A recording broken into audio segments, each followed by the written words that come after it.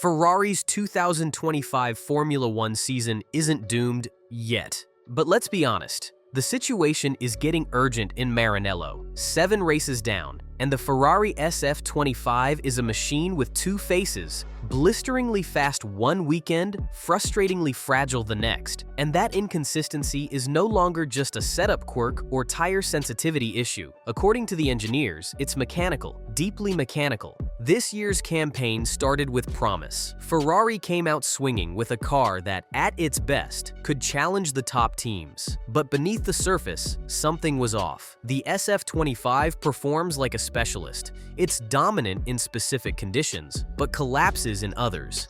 The team quickly realized that the issue wasn't aerodynamic. It wasn't strategy. It was something baked into the car's core. A rear suspension setup with a shockingly narrow operating window. That narrow window, it's strangling their season. The SF25 works best on fast, front-limited circuits, places like Jeddah and Imola, where high-speed corners allow the car's aggressive front end to shine. But the moment the track demands a balance between fast sweepers and slow corners, Miami for instance, the car becomes unpredictable, stiff, unforgiving, and hard to tune. Suddenly, it's not a title challenger, it's just surviving. Led by Ferrari's technical director Loic Serra, the team went back to the drawing board. What they found was damning. The rear end, while conceptually sound, was too rigid. The margin for error was razor thin. If the setup wasn't perfect, the performance nosedived. This wasn't something that could be fixed with aero tweaks or wing adjustments. Ferrari needed to dig deeper, much deeper. And now, they're preparing to roll out what could be their most dramatic in-season upgrade in years. This is not just a new diffuser or modified floor. This is an internal reinvention, a mechanical transformation. Ferrari is developing a completely revised rear suspension, featuring new components, a wider setup window, and a more forgiving base to work with. It's the kind of update teams usually save for a new car entirely. Not something you throw into the fire mid-season. But the situation is that urgent.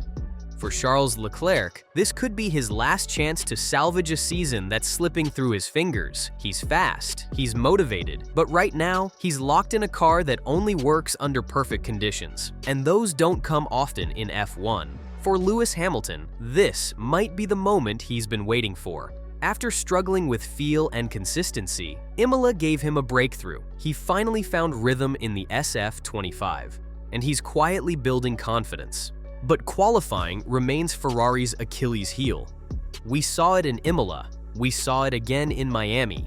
The car simply can't extract performance from the softest Pirelli compounds over a single lap. And with Monaco coming up, a circuit where qualifying is everything, Ferrari's weaknesses are about to be put under a microscope. You can't fake your way through Monaco. If the update isn't ready or doesn't deliver immediately, Ferrari could be in deep trouble. Imola should be viewed as a turning point. On Saturday, Ferrari looked lost. It was a flashback to 2024, when the SF24 also struggled to deliver in qualifying. This year, that ghost came back to haunt them. But Imola also revealed the other side of the SF25. On Sunday, both Leclerc and Hamilton showed real pace, race pace, enough to make people believe there's still potential here, if the package can be stabilized. That's why this update matters so much. Ferrari is currently 4th in the constructors' standings, 165 points behind McLaren.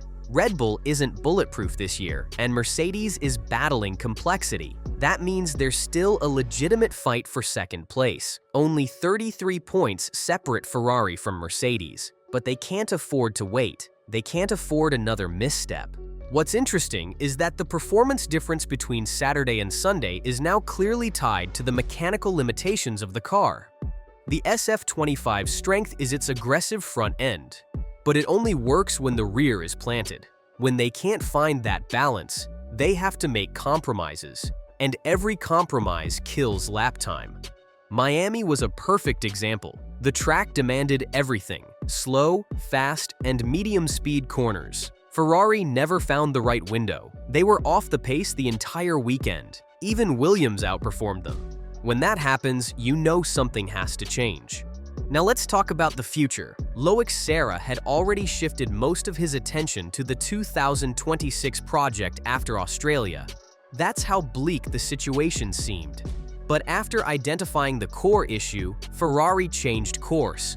The mission now: fix the SF25's rear end, not just to score a few podiums, but to prove that this car still has a ceiling worth chasing.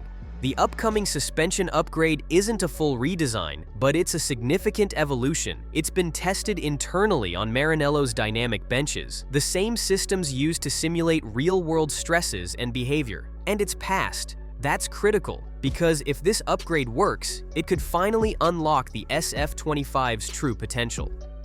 One key insight here: modern F1 cars are more mechanically limited than ever. Aerodynamics are important, sure, but they can't function properly if the mechanical base is flawed. Ferrari's current aero package is being held back by the platform underneath it. So instead of layering on new wings and side pods, Ferrari has decided to flip the order. Fix the mechanicals first, then build everything else on top of that. The entire development roadmap has shifted. Everything that was planned for later in the season is being brought forward. Ferrari is going all in on this upgrade, because if it works, they might just save their year. But if it doesn't, there may be no coming back. So, what's next? Monaco will be the first real test. It's a track that punishes stiff suspensions and rewards precision. If the SF25's new rear end can handle Monaco's bumps and nail the setup window on Saturday, we'll know Ferrari is back in business. If not, the writing may be on the wall.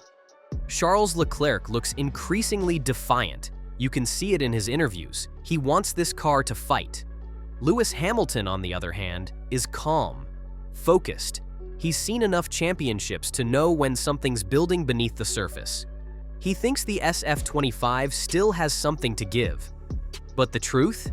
It lies beneath the bodywork, in the suspension arms, in the setup tools, in a mechanical design that might either unleash Ferrari's full potential or bury it for good.